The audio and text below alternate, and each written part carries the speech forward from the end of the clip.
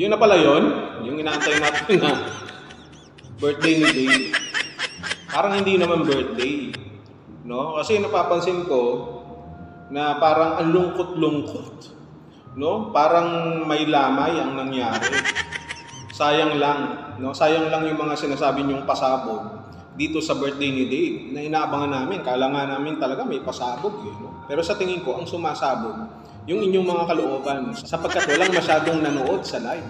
Kahit pa nasinuway nyo yung kahilingan ni Dave na huwag mag-live, pero nag-live pa rin kayo para sa views, eh talaga namang napakaswapang nyo, no? Ayaw na nung bata na magpakita sa kanyang kaarawan, no? Para nga naman hindi mabas, pero syempre for the views, eh pinagkakitaan nyo na rin. Ito nga, birthday ni Dave, no? Ang masakit dito, ini-expect nyo na thousands of millions ang magiging views, no? At balak nyo pang mag-assign talaga ng 1,000 moderators o 1,000 minions. Pero ang nangyari, hindi man lang lumalampas halos ng 1,000 yata yung inyong mga views ng live. So talagang napakasakit, no? Naghahanda kayo, no, sa gera. Yung pala, wala naman pala talagang gera. Naghahanda kayo para doon sa pinaka-importanting birthday na sinasabi ninyo sa buhay ni Dave. Pero ang nangyari, ito yung pinaka-malungkot. Napakalungkot talaga. Na para bang kulang na lang baka sipain na lang sila ni Dave sapagkat gusto na ni Dave na matapos yung programa. At isa sa napansin ko, no, yung kanta. Nakakalungkot yung kanta na kinanta. Mas maganda pa na kinanta na lang nila yung national anthem. Total naman ay araw ng kalayaan. Di sana kinanta nyo yung Bayang Magiliw, oh, can you see by the heaven a surprise to me. Diba? Mga ganun. Yung mga ganun, dapat yun na lang kinanta nyo. Total, parang Punebre naman yung kinakanta nyo. Diba? Akala ko ba, napakasaya ng birthday niya. Akala ko ba talagang jam-pack, maraming tao. Yung mga bata na nando doon na sa birthday ni Dave, mukhang parang hindi makapaniwala na sila ay nando doon. Alam mo yung parang dinampot lang sila sa labasan tapos pinaupo doon sa upuan. Sinabi na mayroong birthday party. At syempre, mga bata yan, aaten naman yan. Syempre, kainan no? Laro, kasiyahan, swimming, no? Mukhang nagtataka sila kung bakit nga sila nando doon sa birthday na yun. Parang gano'n na nangyari. Hindi naman nagsisiksikan. Kahit sa pagkain, walang pila. Kung alam ko lang naman na wala palang pila dyan sa pagkain na yun, di sana pumunta na ako para man lang nakapagbalot ako. At malamang sa malamang, yung mga ninong na yan, kayo na rin na magsasharon dyan. Ano naman? Tira-tira naman kayo. Yung lechon, isa lang yata nabili yung lechon. Sa bagay, hindi naman ako magtataka na hindi na ganun kabongga, no? Yung birthday celebration ni Dave, hindi na ganun kasaya. Dahil wala na sila sa piling nila Sir Tekram ng Manalastas family. Kung nasa piling pa siya ng Manalastas family nila Sir Tekram, mas magiging masaya at bongga. Yan ba yung sinasabi niyong bongga? Ano, ninong? Yung mga ninong dyan, yung mga wakwak. Mukhang kayo lang yung nag-enjoy dyan Kayo lang ang tuwan-tuwa na masasaya. Samantalang si Dave, bakas na bakas sa mukha niya yung lungkot.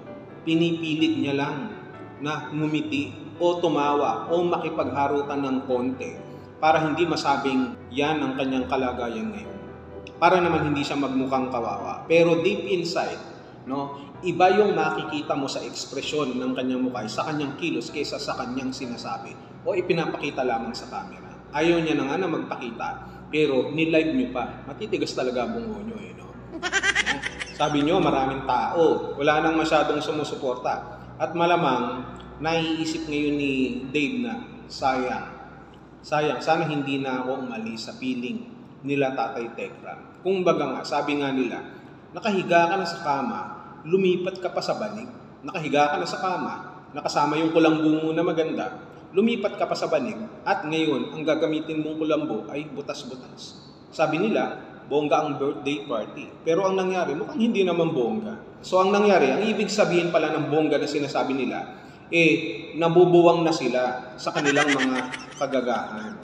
Diba? O mga tita na ninong, ang ginagawa nyo, bakit ganyan? Mukhang kayo lang ang mag-i-enjoy. Mas mukhang maganda pa yung kasuotan ng ninong, no? Naka-dress to kill kaysa doon sa may birthday party. Sa bagay, ito ang masasabi ko sa inyo. Hindi naman nakakapagtaka na ganyan lang ang sinasabi niyong bongga na birthday party ni Dave. Sapagkat, una, hindi niyo pa nakuha lahat ng pera ni Dave doon sa bangko. Hindi niyo pa nababawi yung mga ibang alahas o kung ano man yung mga gamit ni Dave na pwede niyong pakinabangan. Kaya wala kayong budget. At wala rin masyado siguro na nag-donate, no? Walang masyadong nag-contribution sapagkat hindi nyo kaya. Hindi nyo kaya yung ginagawa nila Sir Tekram. Mas lalong hindi nyo kaya yung mga taong sumusuporta na nasa Tekram community para dito kay Dave.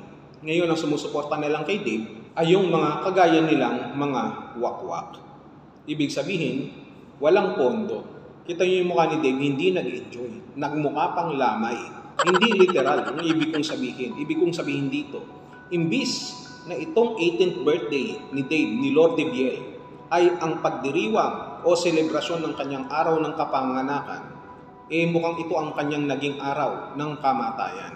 Anong ibig sabihin ng kamatayan? Hindi kamatayan ng pisikal, kung hindi kamatayan ng kanyang pagkatao. Kamatayan ng kanyang mga pangarap sa buhay. At kamatayan ng kanyang istorya na minsan pa nagbigay ng inspirasyon simula nang matagpuan siya ni Tatay Tekram. At ito nga, fast forward, kinuha siya ng mga wakwak, nag-celebrate pa talaga kayo ng birthday, at dito nagtatapos yung kanyang istorya. Hindi lahat good ending. Kaya itong nangyari kay Dave ngayon, sa nakita natin, talagang hindi ito ang masasabi nating masayang pagdiriwang ng kanyang kaarawan. At makikita natin mismo yan sa itsura ni Dave. My goodness. Sana maging aral sa atin ang nangyari kay Dave. Ito ay hindi isang ordinaryong istorya ng from rags to riches. Sapagkat ang nangyari dito, it's not a happy ending, but from rags to riches and to rags again soon. Sapagkat hindi magtatagal, kapag nagtanim ka ng masamang bunga, aani ka rin ng masamang bunga. Maaaring magkakasama kayo ngayon ng mga taong pinagtitiwalaan mo.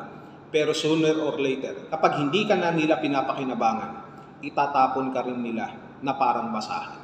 Ibig sabihin, babalik ka sa pagiging kargador, not only in literal sense, but lahat ng mga bagay ng problema, ng pagsisisi, ay iyong papasanin sa pagdaan ng panahon. Sayang naman. Ibig sabihin, sayang, hindi ako naka-attend. Ang dami pa palang pagkain na natira. Yun yung pinaka-importante dito. Yun lang naman ang punto ko eh. So, happy birthday, Dave. Happy ba? Parang hindi naman. So, tanggalin ko na yung happy. No? Ano na lang, 18th birthday, Dave. So, that's it. Nothing special.